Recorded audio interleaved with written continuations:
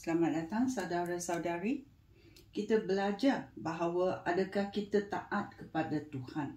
Adakah Tuhan senang hati dengan kita? Ya. Hari ini kita belajar ada orang yang telah dipilih oleh Tuhan tetapi tidak setia kepada Tuhan. Ya. Dalam Bilangan babak 1 ayat 46, ya, suku-suku Ruben, Simeon, Gad, Yahuda, Isakar, Zebulon, Ephraim, Manasseh, Benjamin, Dan, Asher, Naphtali. Ya, bilangan suku ini ada 600,000 orang lelaki. Ya. Apa berlaku di dalam pasir gurun? Ya.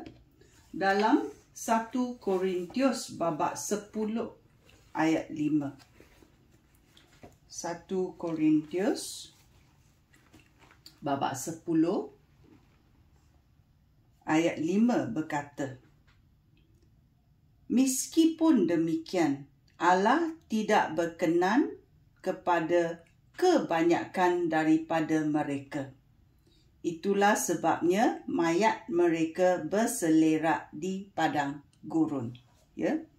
Dari 600,000 orang, ya, suku orang Israel, ya, di padang gurun, Tuhan berkata, ya, kebanyakan mereka, ya, tidak mentaati Tuhan. Dan apa berlaku? Mereka mati dan mayat mereka berselerak di padang gurun. Kerana kita tahu dalam 1 Korintius babak 10 ayat 2, ya, dia berkata dalam ayat 1, saudara-saudara aku, ingatlah akan peristiwa yang berlaku kepada nenek moyang kita yang mengikut Musa. Mereka semua dilindungi oleh tiang awan dan mereka menyeberangi Laut Merah dengan selamat. Untuk menjadi pengikut Musa, mereka dibaptis di dalam awan dan di dalam laut itu. Ya, mereka sudah dibaptis. Tetapi mereka tidak menyenangkan hati Tuhan. Walaupun mereka sudah dibaptis. Ya, apa berlaku kemudian? Ya, kita tahu dalam Ulangan babak 8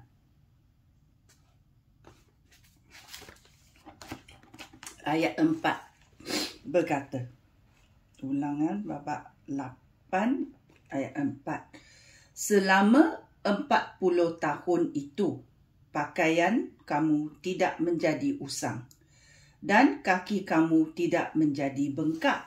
Ya, walaupun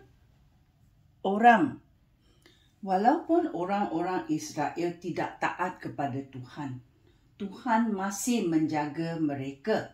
Ya. Tuhan berkata, adakah baju-baju kamu usang? Tidak. Dalam 40 tahun kamu di pasir gurun, ya, kamu tidak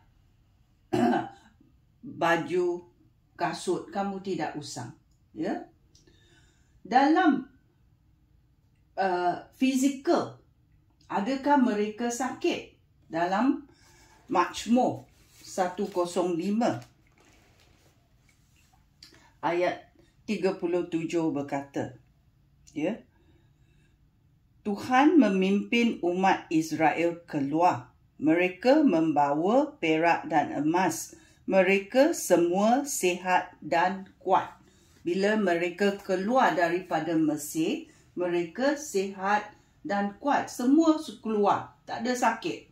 Ya, Tuhan memberi mereka kesihatan walaupun mereka tidak taat.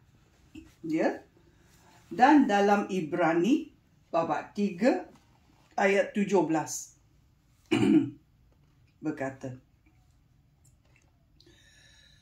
terhadap siapakah Allah murka selama 40 tahun? Terhadap mereka yang berdosa, yang jatuh mati di padang gurun. Ya? Kerana mereka tidak mau mengikut perintah Tuhan. Ya? Tuhan masih belas kasihan kepada mereka. Tuhan memberi mereka makan, memberi mereka air, memberi mereka hidup. Ya?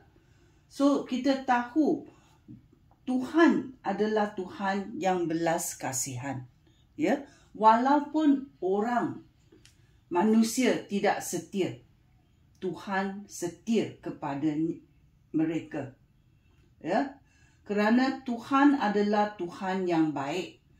Dia menyinarkan cahayanya kepada orang yang baik dengan juga orang yang tidak baik. Bumi mana yang tidak ditimpa hujan? Ya? So kita tahu Tuhan adalah Tuhan yang belas kasihan kepada manusia. Kerana dia mencipta manusia. Ya? Maukah kita taat kepada Tuhan? Ini adalah hasrat hati Tuhan. Maukah manusia mentaati pencipta itu? Ya? Maukah manusia mentaati arahan Tuhan? Ya? Kerana Tuhan tahu hati manusia. Oleh itu, ada yang taat, ada yang tidak taat, walaupun mereka dipilih, walaupun mereka dipanggil. Ya, oleh itu kita mesti was-was apa di dalam hati kita. Sekian, terima kasih. Shalom.